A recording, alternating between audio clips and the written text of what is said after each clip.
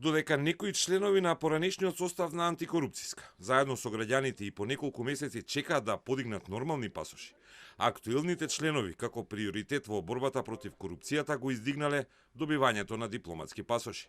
Председателката и сите членови на ДКСК побарале МНР да им издаде вакви привилегирани патни исправи, а досега пасош во сина боја добила само првата антикорупционерка Татјана Димитровска. Таа во интервју за ТВ24 потврди дека сите барале пасоши затоа што имаат патување и надвор во странство. Минатата година во рамки на скрининг процесот во ЕУ, поранешната председателка на ДКСК Билјана Ивановска 20 пати била во Брисел.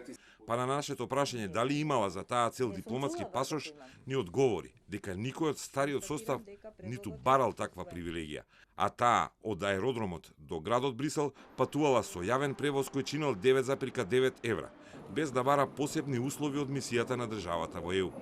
Да ви кажам дека на ниту еден колегиум од нашата комисија не било на дневен ред прашањето за барање на дипломатски пасош, ниту за мене како председателка, ниту за останатите членови. Значи, ние тоа никогаш не сме го ни помислиле.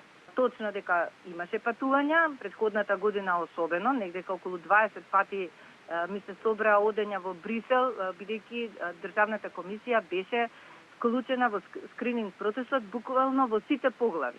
Значи има патувања, меѓутоа, нели си одиш нормално со пасош, си се пријавуваш и така натаму, си користиш железнички превоз, јавен превоз во државата и така натаму. Така што како комисија не сме го поставиле на дневен ред прашањето. Како они ги утврдиле потребите за да бараат дипломатски пасош, треба најдобро тие да си дадат одговор.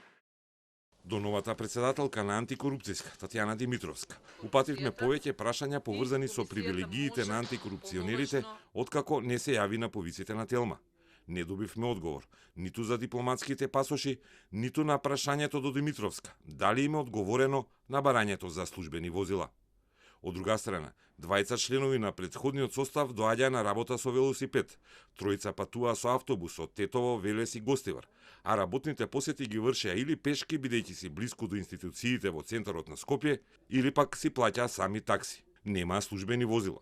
Кога започна нашиот мандат, затекнавме 2 службени возила кои веднаш ги вративме во службата за општи и заеднички работи на членовите на комисијата кои се доаѓаа од други градови, им признавме трошоци во висина на автобуска карта.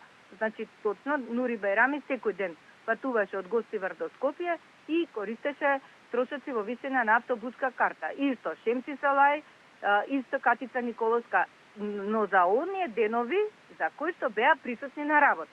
Димитровска пак во интервјуто тврдеше дека членовите на активниот состав не барале службени возила ниту од Агенцијата за управување со одземен имот, ниту од СОЗР.